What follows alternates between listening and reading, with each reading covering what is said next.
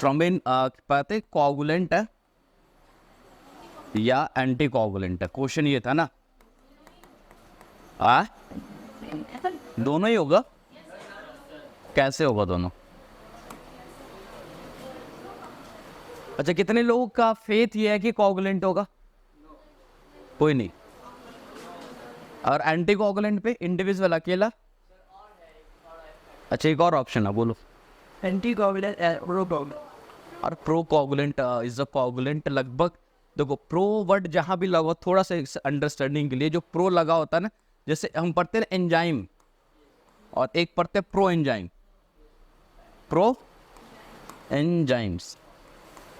जैसे पढ़ते हैं ट्रिप्सिनोजेन एंड ट्रिप्सिन, तो ट्रिप्सिनोजेन तो वो इनएक्टिव फॉर्म में जब कोई चीज होता है, जैसे कि हम बोले एंजाइम का मतलब वो प्रॉपर एक्टिव फॉर्म में, जिसका कहीं भी लिखा है दिस इज, जैसे नाम भी बता दे तुम्हें, जैसे एक एंजाइम है मान लो ट्रिप्सिनोजेन, है ना, ट्रिप या पेप्सिनोजेन, कुछ भी मानो, ट्रिप्सिनो अलग अलग जेन, और फिर आता है ट्रिप्सिन, प्रोटीन को डाइजेस्ट करता है। तो trypsinogen is a pro enzyme, it is a enzyme. Pro enzyme active form नहीं होता है। प्रो एंजाइम मतलब क्या है? तो प्रो कोगुलेंट मतलब ये अभी जब थ्रोम्बिन उस फॉर्म में ये कोगुलेंट कराएगा नहीं, लेकिन जैसे उसमें कुछ चेंजेस आएगा वो कोगुलेशन करा देगा जाकर। तो ऑलमोस्ट यही बात है, कोगुलेंट बोल या एंटी कोगुलेंट बोल, है ना। हाँ, तो ये बात है कि ये ना कोगुलेंट है सिर्फ और ना सिर्फ एंटी कोगुलेंट है।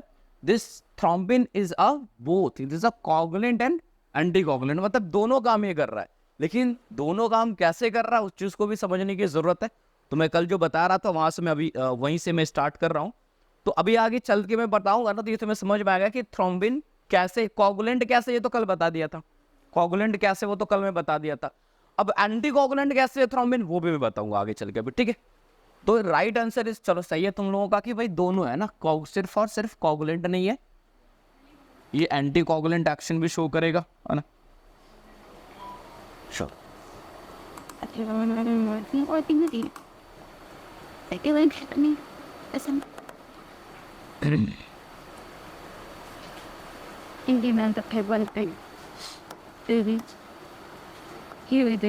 ये ब्लड वेसल्स था, है ना।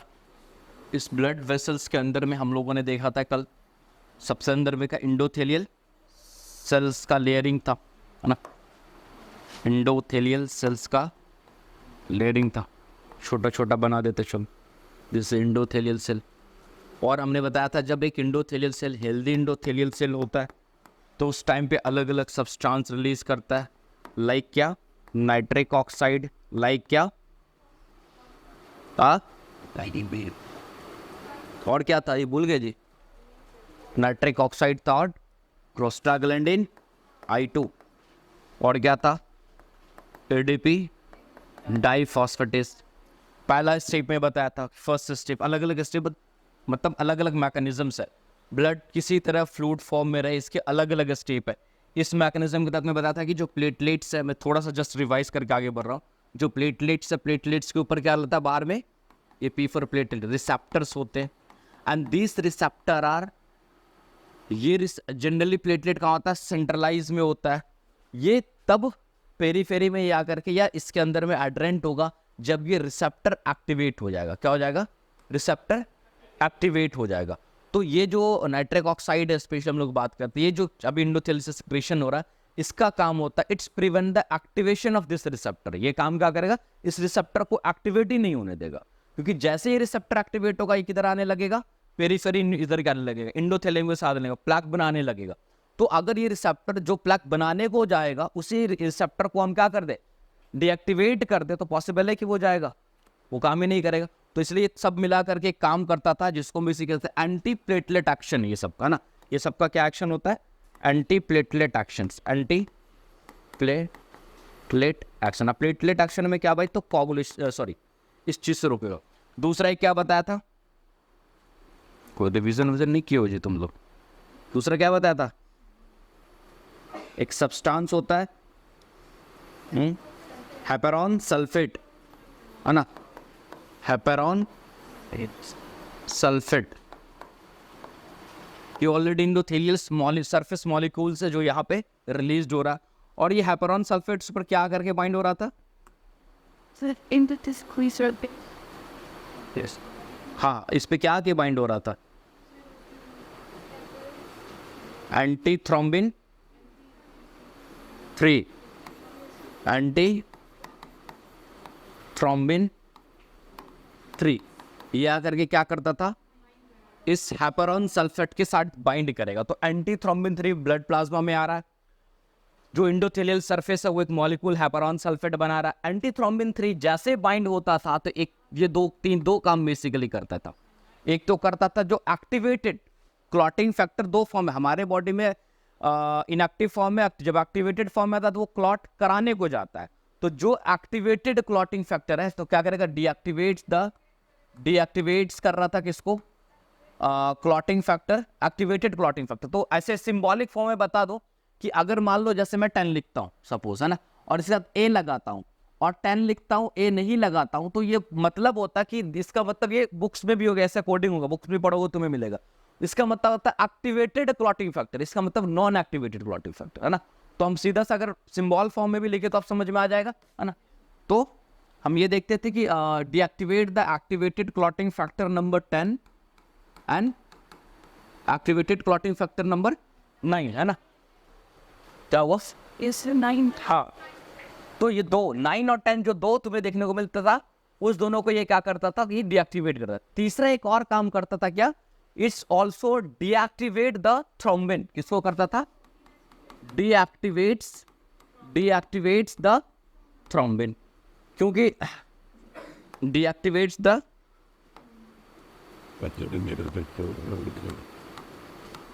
थ्रोम्बिन, क्योंकि थ्रोम्बिन भी क्या है? थ्रोम्बिन एक बेसिकली क्या है? ब्लड कोगुलेशन मैकेनिज्म में अभी तक जो भी हम जान रहे, समझ लो वो कोगुलेट कराएगा ही कराएगा। तो इसको भी अगर हम रोक दें थ्रोम्बिन्स को, तो ये जब रुकेगा तो क्या करेगा? क्लॉट मैकेनिज्म्स को रोकेगा, ब्लड को क्लॉट नहीं होने देगा, जिसकी वजह से ब्लड जो है वो किस में रहेगा? फ्लूइड फॉर्म में रहेगा। ये चीज तक हम लोग बताते। इसके बाद हम लोग आगे जब आते हैं तो उसको हम देखते हैं कि इसी इंडोथेलियल सरफेस के ऊपर एक और हम लोग देखते हैं सरफेस मॉलिक्यूल्स होता है, जिसको हम लोग क्या बोलते? क्या बोलते जी? बताए थे ना कल?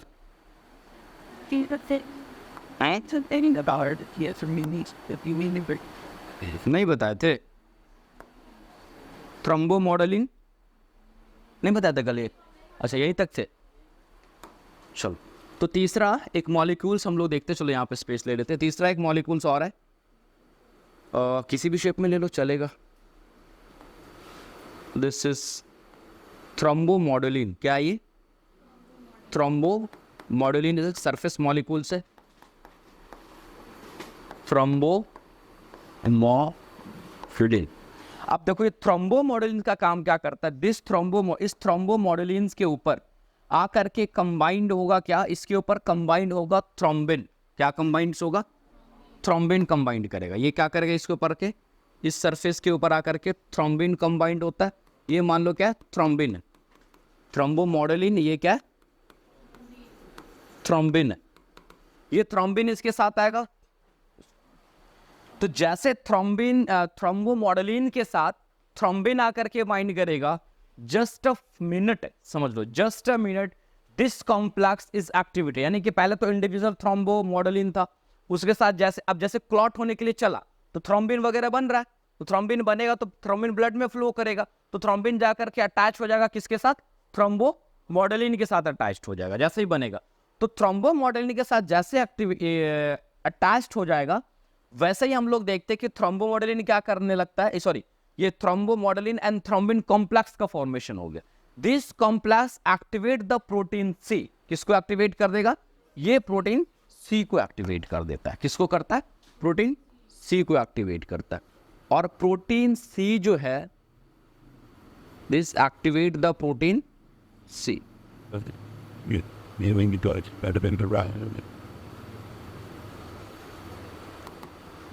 तो कह सकते हैं कहीं पे, हाँ चलो बाद में लिख देंगे। तो ये क्या? Protein C, protein C. तो पहले क्या हुआ कि थ्रोम्बो मॉडलिन आया। थ्रोम्बो मॉडलिन क्या किया कि थ्रोम्बो मॉडलिन आया, मतलब वो मॉलिक्यूलर सरफेस, वो ऑलरेडी एक हेल्दी, अगर कहीं पे भी इंडोथेलियम है तो हेल्दी इंडोथेलियम के पास वो रहेगा ही रहेगा। अब जैसे समझ लो अभी कुछ नहीं चल रहा है, लेकिन अगर क्लॉट मैकेनिज्म वगैरह क्या हुआ स्टार्ट होता है, जैसे ही क्लॉट मैकेनिज्म स्टार्ट होगा तो मैं बताया था कल 2 स्टेप की, पहला इनिशियल क्लॉटिंग जैसे स्टार्ट होता था 2 पैथवेज होते हैं, या तो इंट्रिंसिक पैथवे या एक्सट्रिंसिक पैथवे। इन दोनों का एक मोटिव सिर्फ होता है फॉर्मेशन ऑफ प्रोथ्रोम्बिन। इसका फॉर्मेशन ऑफ प्रोथ्रोम्बिन का मोटिव होता है, जैसे प्रोथ्रोम्बिन बनेगा प्रोथ्रोम्बिन से थ्रोम्बिन में कन्वर्ट होगा and then finally fibrinogen and conversion होगा। तो जैसे ही क्लॉट एक्टिवेशन चल रहा है बॉडी में, अब किसी वजह से जो माइनर रप्चर्स पंचर्स हो रहे, कोई भी मैकेनिज्म्स की वजह से हो रहा है, थ्रोम्बिन बनेगा तो कंटिन्यूअसली, अगर ये तो हो ही रहा है हमारे बॉडी के अंदर में, मैंने बताया कि 1000 पंचर्स कंटिन्यूअसली एवरीडे चल रहा है, तो मतलब थ्रोम्बिन एवरीडे थोड़ा बहुत क्या हो रहा है, बन रहा है थ्रोम्बिन। तो थ्रोम्बिन आकर के बाइंड करेगा, और जैसे बाइंड किया तो सी प्रोटीन के साथ क्या करेगा, एक्टिवेट, सी प्रोटीन को एक्टिवेट कर देगा। सी प्रोटीन जैसे ही एक्टिवेट हो जाता है, इसकी वजह से सी प्रोटीन एक्टिवेट होने की वजह से अदर्स बहुत सारे अलग चीजें देखने को मिलता है, जो फैक्टर्स बेसिकली हम लोग देखते हैं, स्पेशली हम फैक्टर नंबर 5, फैक्टर नंबर 8, इन सारी चीजों को क्या, क्योंकि फैक्टर 5 जो है ना बहुत इंपॉर्टेंट फैक्टर है आपके क्लॉट मैकेनिज्म के लिए, बहुत ही इंपॉर्टेंट फैक्टर होता है फैक्टर 5। तो इन सारे फैक्टर को क्या करता है प्रोटीन सी, क्या करेगा, डीएक्टिवेट करने का काम करता है। तो ये क्या क्या प्रोटीन सी क्या करेगा, protein C is deactivates the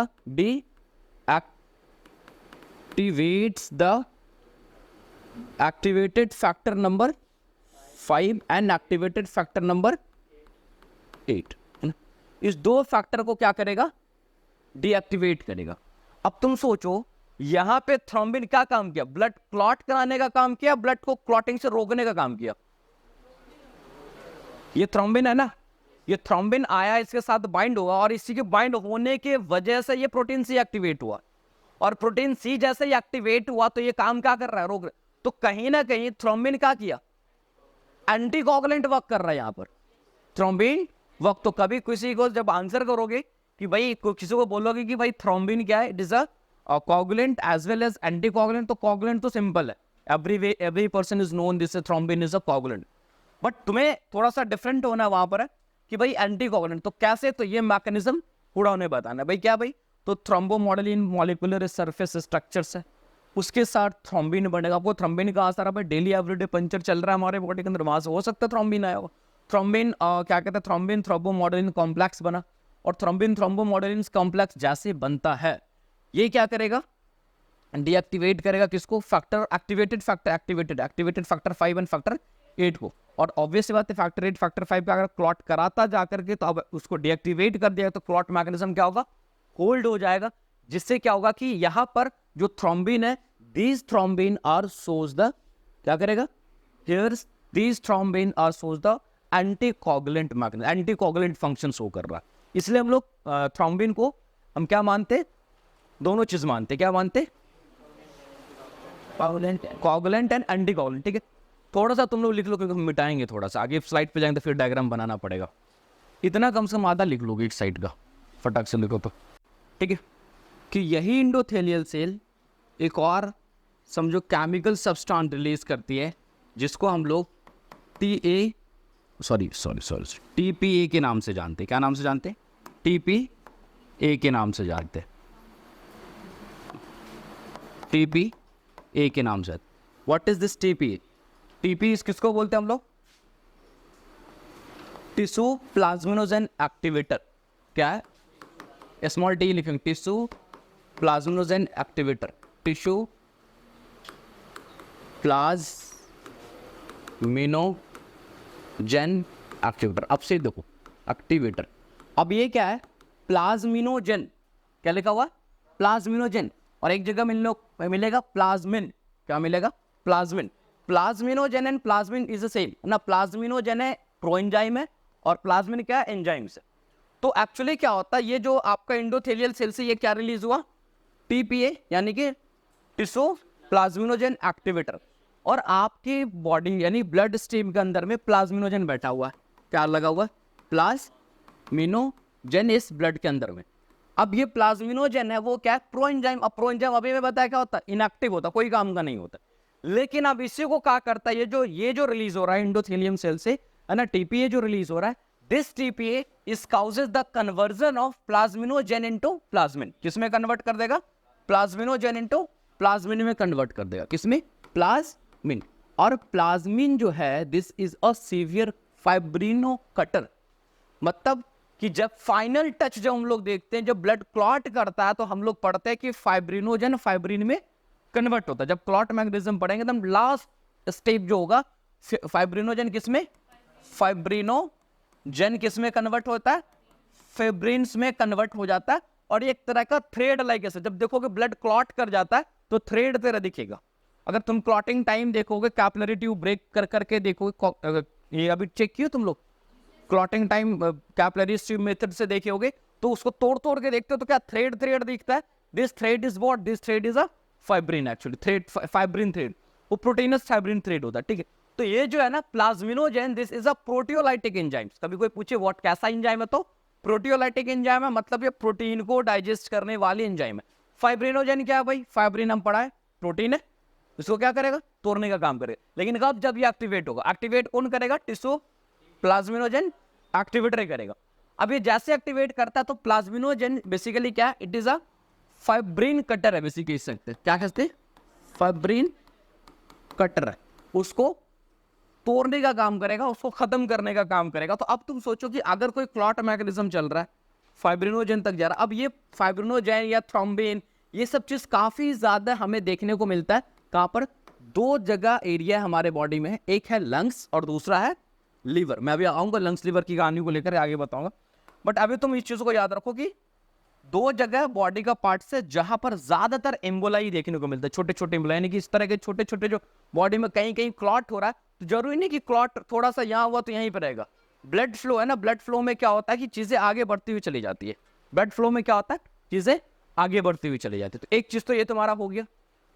दूसरा चीज अगर हम लोग देखते हैं यहाँ पर, हाँ उसके बाद एक चीज कल मैं बता रहा था, फिर हम बताइए कर ही देते इस चीज को खत्म, कि ये तो कितना चौथा स्टेप या पांचवा स्टेप था, छठा सातवां जो भी आगे स्टेप हो, उसमें मैंने बताया था हेपरिन के बारे में। हेपरिन, हेपरिन क्या है, हेपरिन इन सिंगल बेसिकली बहुत इफेक्टिव नहीं होता। When this heparin is combined with किसके साथ, कल बताया था, बोल गए तुम लोग। हेपरिन किसके साथ कंबाइंड, उसका 100 से 1000 गुना पोटेंशियल बढ़ जाता है। किसके साथ, प्लेटलेट के साथ, एंटी थ्रोम्बिन 3 है ना, when is combined with anti thrombin, ध्यान देना होगा, थ्रोम्बिन 3 है ना, एंटी थ्रोम्बिन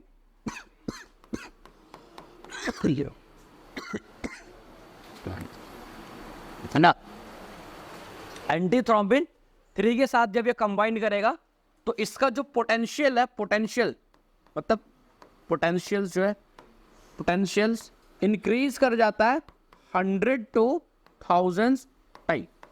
अब इसका काम करता है वो आगे बता देंगे। हेपरिन और एंटीथ्रोम्बिन कॉम्प्लेक्स जब बनता है तो पहला काम इसका ये होता है, इट्स रिमूव द थ्रोम्बिन, यानी थ्रोम्बिन को डीएक्टिवेट करेगा। फिर ये मतलब किसको करेगा, थ्रोम्बिन को डीएक्टिवेट करेगा। उसके बाद factor number 9, 10, 11, 12, factor number 9, 10 activated, जो एक्टिवेटेड फैक्टर नंबर 9, 10, 11, 12 इन सारे को डीएक्टिवेट करेगा। तो हेपरिन एंटीकोगुलेंट है, कब, जब स्ट्रॉन्ग परफॉर्म करेगा, जब एंटी थ्रोम्बिन के साथ आएगा, ठीक है। अब हेपरिन कहाँ रिलीज, कौन से सेल से रिलीज होता है,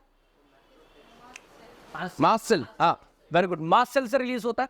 तो अब तुमसे कभी कभार ये पूछा जाएगा कि मास्ट सेल आर एबंडेंटली मतलब है तो पूरे बॉडी में मोस्ट ऑफ द ज्यादातर कहाँ देखने को मिले, किस कैपिलरीज के सराउंडिंग में ज्यादा, मास्ट सेल ब्लड के अंदर तो नहीं था, नहीं बढ़ा है, ब्लड सेल्स, ब्लड कैपिलरीज के कहाँ होगा, बाहर होगा। तो ऐसा कौन सा ऑर्गन है बॉडी का जहां पर एबंडेंटली या ज्यादातर मास्ट सेल देखने को मिलता है, लंग्स और लिवर। अब रीजन भी है, लंग्स और लिवर में ही के सराउंडिंग में ही क्यों मास्ट सेल क्यों होता, क्यों, क्योंकि लंग्स और लिवर्स के पास जो एम्बोलाई है, एम्बोलाई में बताऊं क्या होता है, अभी सिर्फ समझो, जो एम्बोलाई है वो एम्बोलाई बेसिकली ज्यादातर लंग्स और लिवर के कैपिलरीज में। एम्बोलाई का मतलब ये हुआ कि मान लो तुम्हारे लोअर कहीं पे आर्टरियल वेन में ब्लड क्लॉट किया, अब वो क्लॉट को तो थ्रम्बस बोलते हैं हम लोग, क्लॉट को क्या बोलते हैं, थ्रम्बस। अब वो जो उससे कुछ टूटा, वो एक जब वो जो प्लाक थ्रम्बस था वो जब मूव होकर के दूसरी जगह जा रहा था, अब उसको एम्बोलाई बोलते, और उस जाने के प्रोसेस को एम्बोलिज्म बोलते, है ना। तो वही चीज क्या हो रहा है कि बॉडी में कहीं भी हो रहा है तो वो जा करके लंग्स की कैपिलरीज को ब्लॉक कर रहा है, क्या किसको ब्लॉक कर रहा है, लीवर की कैपिलरीज को ब्लॉक कर रहा है। तो अगर धीरे धीरे कैपिलरीज को ब्लॉक कर देगा तो लंग्स के अंदर ब्लड सप्लाई, लीवर के अंदर ब्लड सब खत्म। तो ये पूरा नेचर ये मैकेनिज्म तैयार रखता है कि इस तरह का कोई भी प्लाक बन के आएगा, थ्रोम्बस का आएगा, फाइब्रिन का आएगा, सबको कट करना, सबको डाइजेस्ट करना, ताकि वो पैसेज क्या रहे, कंप्लीट हो। तुम देखो ना कैपिलरीज के अंदर में ब्लड थोड़ी देर छोड़ देते तो ब्लॉक हो जाता है ना कैपिलरी, वैसे ही तो माइनर कैपिलरीज हमारे लंग्स के पास भी, तो वैसे अगर क्लॉट एक्टिवेट होगा कैपिलरीज लेवल पे तो उसको क्या छोड़ देंगे तो क्या होगा, ब्लॉक होगा। लेकिन नेचर ने इस मैकेनिज्म को हमारे अंदर में रखा है, कुदरत ने, तो वो ब्लॉक होने ही नहीं देता है। अगर ये सिस्टम नहीं हो तो इतना फास्ट ब्लॉक हो जाए कि आपका सर्वाइवल पॉसिबल नहीं है, सर्वाइवल पॉसिबल नहीं है। क्योंकि दो जगह पे ज्यादा देखने को मिलता है, क्योंकि लंग्स के अंदर भी सर्कुलेटरी ब्लड जो है ना बेसिकली जब जहाँ राइट हार्ट से पंप होके जाता तो पॉसिबिलिटी, इसलिए एक टॉपिक जब लंग्स की पैथोलॉजी पर होगे तो पल्मोनरी इम्बोलिज्म के नाम से टॉपिक किया था, पल्मोनरी इम्बोलिज्म्स के नाम से। तो ये खैर आपका यहाँ तक ये हो गया कि कैसे blood, how to blood kept in a fluid form in a within a blood vessels, blood vessels में ब्लड कैसे एक फ्लूइड फॉर्म में रहता है, ब्लड फ्लूइड फॉर्म है, it's another thing, blood fluid form में रहता है, ठीक है। बाकी अब कुछ फंक्शन बच गए प्लेटलेट्स वगैरह के, मैं अगली क्लास में अगर प्लेटलेट का कहानी खत्म करेंगे, ठीक है। एम्बुलेंस पेट के साथ यार इसके साथ भी कर रहा है, कोई थोड़ी नहीं करेगा, तुम्हारा दोस्त एक ही के साथ है, तो फिर 5 रीजन की बटर इसके साथ कर रहा है, तो इसके साथ अगर कर रहा है ना हेपरिन, हेपरिन उस प्लस एंटी थ्रोम्बिन 3 कॉम्प्लेक्स, ये अगर बाइंड किया, ये अगर बाइंड किया तो इसके साथ क्या करेगा, ये काउजेस द ये क्या कराएगा, deactivate the thrombin, deactivate the किसको, द थ्रोम्बिन को डीएक्टिवेट करेगा, and deactivates the activated factor number 9, 10, 11, 12। ये एम्बुलेंस पेट के साथ करता हूं सर, नहीं, ये सर यहाँ हेपरिन थ्रोम्बिन सेम प्रोसेस करेगा, सेम प्रोसेस, कुछ नहीं, कुछ ऐसा नहीं कि वो थ्रोम्बिन वहाँ हेपरिन के साथ कर रहा तो यहाँ नहीं करेगा, इसके साथ भी मिलकर के हेपरिन के साथ भी मिलकर के वो काम कर रहा है, ठीक है। थोड़ी सी एक फंक्शन कर रहा है, दोबारा नहीं करेगा वो चीज़, ठीक है। इट वाज टेनी पोटेंशियल बनाएगा, हेपरिन का पोटेंशियल बढ़ जा रहा है ना, एंटी थ्रोम्बिन आ जा रहा है, अकेला हेपरिन बहुत कम एंटीकोगुलेंट स्ट्रांग होता है। हाँ, यही हेपरिन जब हम लोग लैबोरेटरी यूज करते हैं, फार्मा बेसिकली हम लोग बात करते हैं कि जो क्या कहते हैं as a drug basically use करते हैं लैबोरेटरीज के अंदर, तो वहाँ पर सिंथेटिक फॉर्म होता है तो काफ़ी स्ट्रांग होता है, लेकिन एक्चुअल जो नेचर में हमारे बॉडी के अंदर जो मसल से रिलीज हो रहा है वो बहुत स्ट्रांग नहीं होता है, वो इसके साथ जब कंबाइन होता है तो अपने इफेक्ट को, अपने फंक्शन को स्ट्रांगली परफॉर्म करता है, और इस तरह से जाकर के वो ब्लड को क्लॉट होने से रोकता है। हम लोग पढ़ते हैं ना कि हेपरिन एंटीकोगुलेंट है, तो कैसे एंटीकोगुलेंट है, इस चीज को देख लो, क्या कर रहा है, थ्रोम्बिन को नहीं बनने दे रहा, इस एक्टिवेटेड फैक्टर को रोकने का काम कर रहा है, ठीक है। Thank you.